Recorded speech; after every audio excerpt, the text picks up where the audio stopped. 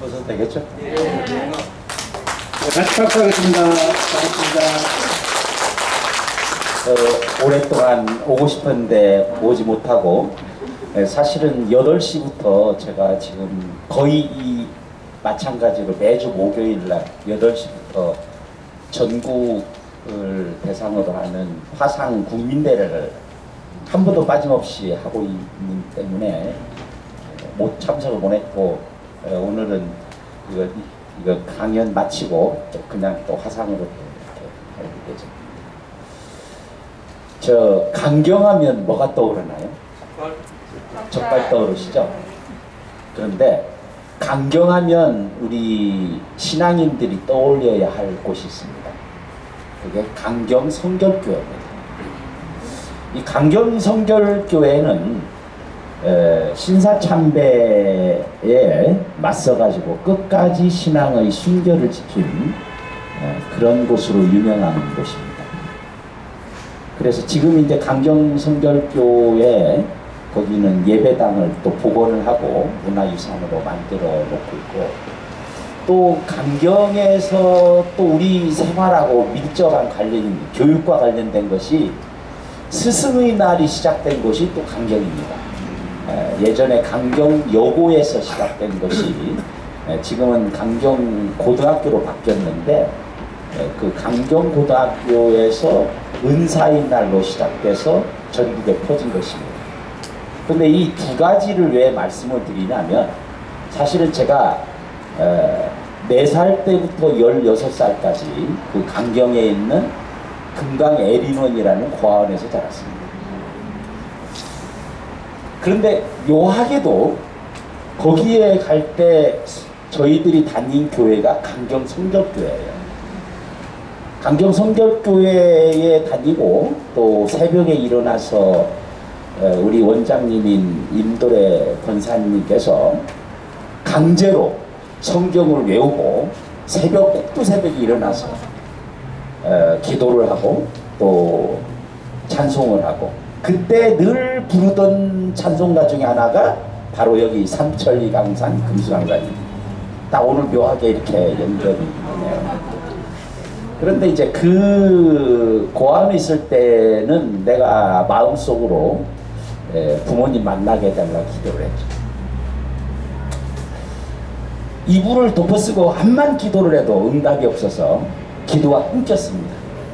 그리고 이제 뒤에 와서 어렵게 공부를 하고 교사가 되고, 그런데 또 제가 교사가 된 곳이 금성고등학교예요.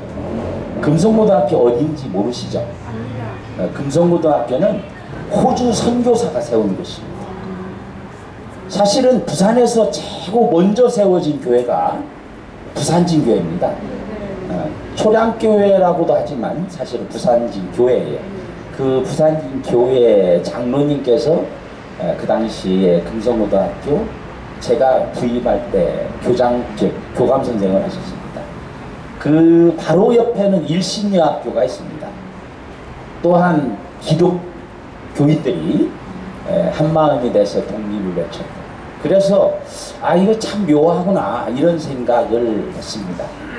어떻게 꼭 이렇게 연결되는 곳으로만 옮겨 다니는구나 이렇게 생각을 했죠. 그래서 여기에 지금 제가 오게 된 것도 역시 하나님이 역사하신 것이다 이렇게 생각합니다. 200년 전에 메이플라워 호를 타고 청도교들이 미국으로 건너갔습니다. 그때 메이플라워에 탔던 민간인이 102명입니다. 102명 가운데 청교도가 딱 30명입니다. 아시는지 모르겠지만 여기에 지금 계신 분들이 아마도 30분쯤 될 거예요. 왜 이런 말씀을 드리냐면 200년 전에 1620년 400년 전이네요. 1620년에 청교도들이 메이플라워를 타고 신대륙으로 향해 갔고 신앙을 위해서 그들이 지금 세계의 선도국가를 세운 신앙의 선조이자 그리고 세계를 이끌어가는 그런 청교도의 시작이 된 것이다. 그래서 이 400년이 지나고 마침내 대한민국에 여기 계신 우리들이 다시 대한민국의 새로운 역사를 이뤄낼 것이라고 하는 그것이 바로 오늘 제가 이 자리에 서 있는 의미다. 이렇게 생각합니다. 저는 어릴 때에 그 강경성결교회 그 목판 위를 걸어갔다고 저는 들었어요. 그때 신앙을 지키기 위해서. 그랬는데 그 또 다른 한쪽에서는 평양 성문박 교회에서 신사참배가 신앙에 어긋나지 않는다고 하는 결의를 한 것이 바로 그러니까 9월 9일입니다. 1936년 제 기억으로 1936년 9월 9일입니다. 9월 9일 하면 아시죠? 북한 조선인민민주주의 공화국이 세워진 날짜가 바로 9월 9일입니다. 그것은 대교 신사참배를 그거를 공식적으로 전국에 있는 목사 장로들이 모여서 신사참배를 용인한 그 날짜에 바로 대한민국의 영원한 이런 암적인 존재라고 할 수 있는 조선인민민주주의 공화국이 세워진 것입니다. 그러면 누가 이것을 다시 되돌릴 것인가? 역시 청교도 30여 명의 청교도가 미국을 일으키고 또 세계를 일으키고 자유민주주의를 일으켰던 것과 마찬가지로 지금 여기 계신 우리들이 바로 대한민국을 새로 세우는 것이라고 생각을 합니다. 제가 부산에 와서 이제 1983년부터 금성고등학교에 근무를 했어요. 그런데 제가 대학원을 준비하느라고 아침 자율학습 시간에 그 당시에 영어 성경책을 공부를 했습니다. 영어로. 그런데 제가 담임했던 1학년 9반에 교회 다니는 학생이 원래 8명 정도였는데 1년이 지난 다음에 절반이 다 교회 나가는 쪽으로 바뀌었습니다. 그런 것도 어떻게 보면 저는 한 번도 믿으라고 했지 않았지만 저도 신앙이 별로 없었는 데다가 믿으라고 하지 않았지만 학생들 눈에는 선생님이 아침마다 뭘 읽을까? 아, 성경책을 읽는단다. 이것이 영향을 미쳤다라고 생각을 합니다. 결국 우리의 삶이 우리 실제적인 삶이 세상을 바꾼다 이렇게 생각을 합니다. 그래서 장전제일교회 제가 다녔는데 원래 거기에서 학교 옆에서 풀빵을 꽂고 어묵을 팔면서 대학을 다녔어요. 그때에 제 바로 그 담벼락에 기대가지고 그 풀빵을 구웠는데 그때의 옆에서 늘 풀빵을 사 먹던 분이 지금 부산대학교 옆에 구두 수선점을 하고 있습니다. 그분이 저 때문에 교회를 갔대요. 저는 한 번도 교회 가라고 한 적이 없고 그렇게 했지만 이런 것이 진정으로 사회를 바꾸는 것이다 이렇게 생각을 합니다. 이제 요런 서두를 이 정도 하고요. 지난 6월 12일 날일 거예요 아마. 김석준 교육감이 조국의 시간이라는 책에 대해서 페이스북을 통해서 뭐라고 했습니까? 조리돌림을 견뎌줘서 고맙고 또 고맙다. 이거는 대한민국 법치주의에 대한 심각한 도전이자 그리고 교육을 무너뜨리는 반역적인 행위입니다. 교육이 무엇인가? 교육감이 무엇을 하는 것인가? 교육청은 무엇을 하는 것입니까?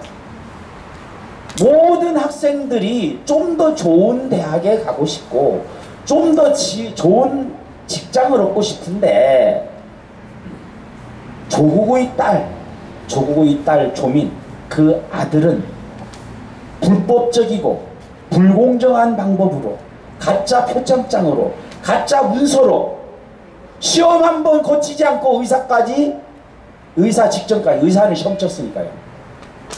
의전원까지 합격했는데 그것에 분노해서 제가 사회 정의를 바라는 국민 전국 교수 모임의 공동 대표를 조국이 정교모를 세운 설립자 중에 한 명입니다. 왜냐? 조국이 없었으면 우리가 단체를 안 만들었을 거예요, 아마.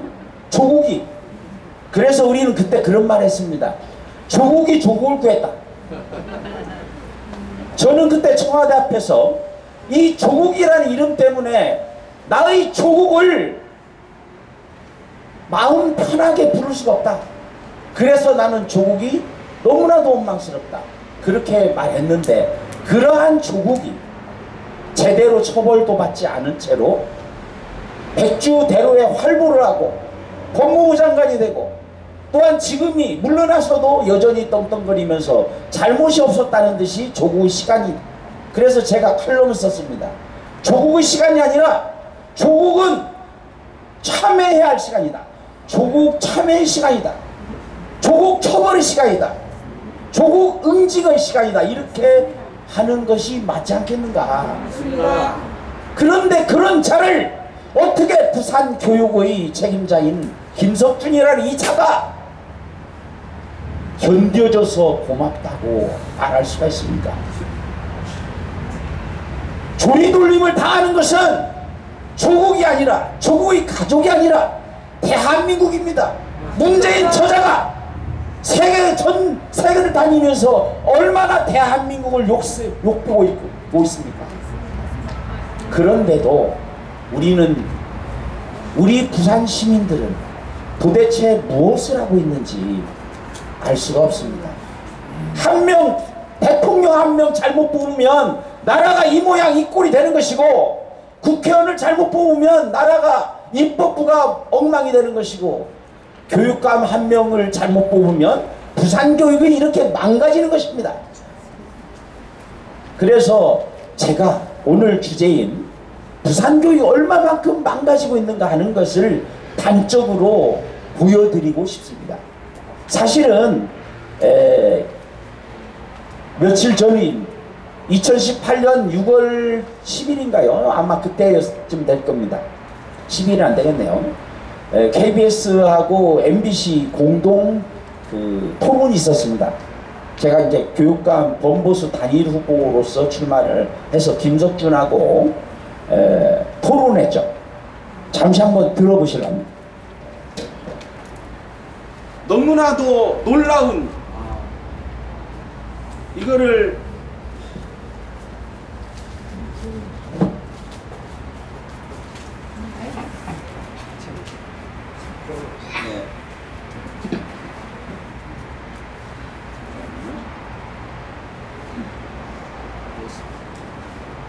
미안합니다. 조금만 기다려주시면.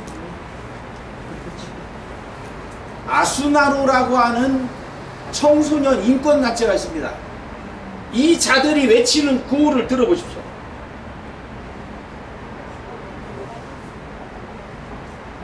제가 이제 김석준에게 물은 겁니다.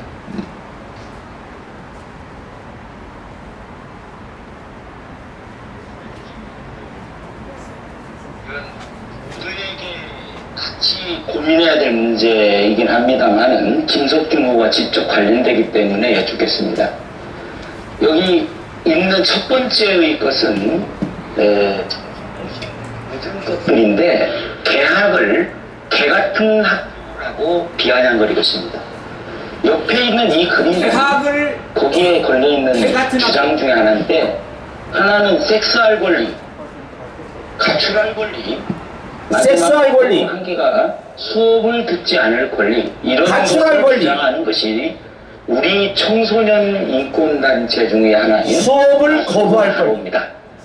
그런데 왜 이걸 김석준 후보께 여쭙냐면, 요 아래에 보면 2014년 6월 12일에 당선 직후에 질문 정리해 주십시오. 아수나로 고맙다 잘해보자라고 격려를 했는데 이거 기억하십니까?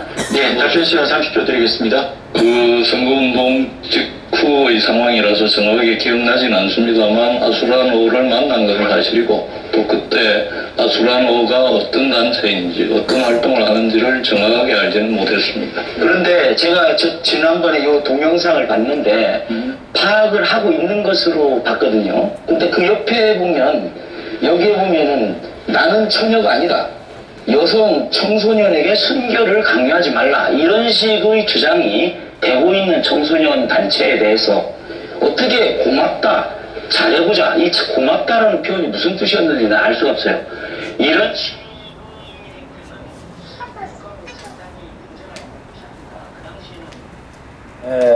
조금 더 이야기가 있습니다만은 이 구호, 이들이 외치는 구호, 섹스할 권리, 가출할 권리, 수업을 거부할 권리, 이것을 공공연히 주장하는 아수나르라는 학생 단체에게 가서 제 기억으로는 동아대학교에서 그런 그 토론이 있었는데 그때의 아수나로의 집행부에 대해서 고맙다는 그런 표현을 했습니다.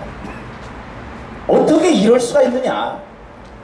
이들이 지금도 부산지부가 있습니다. 아수나로 부산지부가 여전히 활동을 하고 있습니다. 또 한 가지 사례가 있습니다. 2016년 12월 달에 중고생 혁명본부라고 하는 것을 내걸고 촛불 집회에서 중고생들이 중고생의 혁명으로 우리가 혁명을 주도하자 라고 하는 현수막을 들고 수십 명의 학생들이 행진을 했습니다. 나중에 파악을 하니까 이들이 통진당 청년 조직의 일원이었던 것으로 보입니다. 그런데 우리들이 알고 있다시피 지난 1월 29일 거예요. 아마 정당법 개정안이 제출됐습니다. 작년 8월 5일에 개정했고 그 다음에 지난번에 중앙선관위에서 의견을 제출했는데 그 의견에는 뭐라고 되어 있느냐 하면 결국 그 의견서는 중앙선관위 의견서는 민주당의 의원이 정치관계법을 개정하자는 개정안을 냈는데 그 안에 선거 연령을 16세로 내려야 된다. 16세가 누굽니까? 16세가 고등학교 1학년부터입니다. 작년 1월 29일에 선거법을 날치기 통과시켜서 선거 연령이 18세로 줄어들었어요. 그런데 이것도 모자라서 이제는 16세로 선거 연령을 내리고 정당 가입 연령을 16세로 내리자. 이것이 더불어민주당이라는 이 작자들의 행태입니다. 16세로 정당 가입 연령을 낮추면은 어떻게 되겠습니까? 고등학교가 완전히 정치반으로 바뀌는 것입니다. 아까 얘기했던 것처럼 중고생 혁명본부라고 하는 이 깃발을 들고 나서지 않는다고 어떻게 장담할 수가 있겠습니까? 그들이 통진당과 마찬가지로 학교에서 조직을 갖추어서 교사들에게 저항하고 인권을 내세워서 학생 인권을 내세워서 교사들을 능욕할 것입니다. 그렇게 무너지고 있습니다.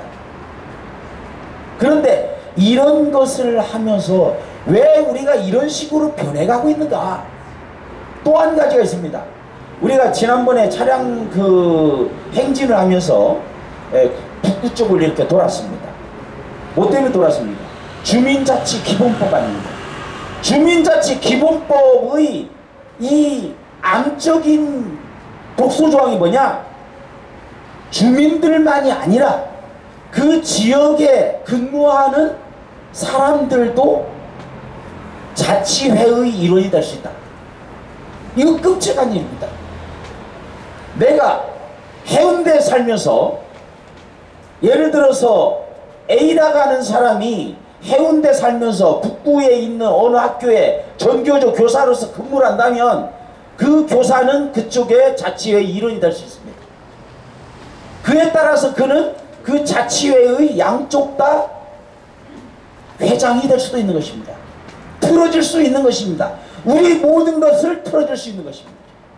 이렇게 무서운 음모들이 진행되고 있습니다. 그런데 학교에 그것뿐입니까? 오래전부터 학생 인권조례라는 이름의 이 망측한 조례들이 김상곤 경기도 교육감에서부터 시작돼서 전국으로 확산돼서 그렇게 반대함에도 불구하고 저들은 결국은 의회를 불법 부정선거로 장악한 뒤에 시의회를 장악하고 구의회를 장악하고 국회를 장악하고 그렇게 해서 멋대로 악법들을 빵 찍어내듯이 찍어내고 있습니다. 그 악법들은, 악질적인 조례들은 우리들의 삶을, 우리 자녀들을 다 망쳐버릴 것입니다. 그래서 우리가 지금 이렇게 울면서 기도하는 것이 아닙니까?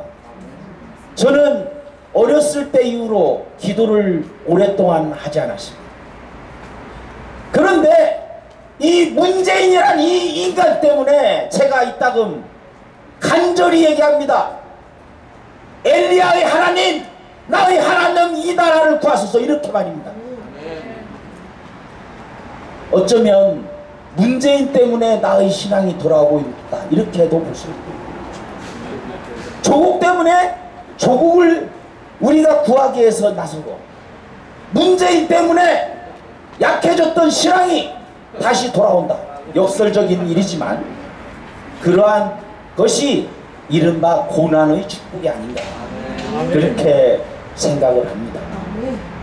우리가 이제 이런 점에서 학생 인권조례하고 차별금지법 안에 들어있는 독소조항이 가장 큰 게 무엇입니까?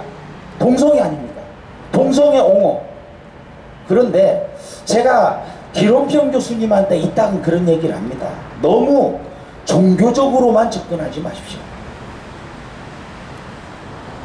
신앙의 힘에 따라서, 신앙적인 이런 결단에 따라서 동성애 옹호하는 이 차별금지법을 반대하는 것은 분명 옳습니다. 그런데 방법론적으로 다른 것을 생각해야 됩니다.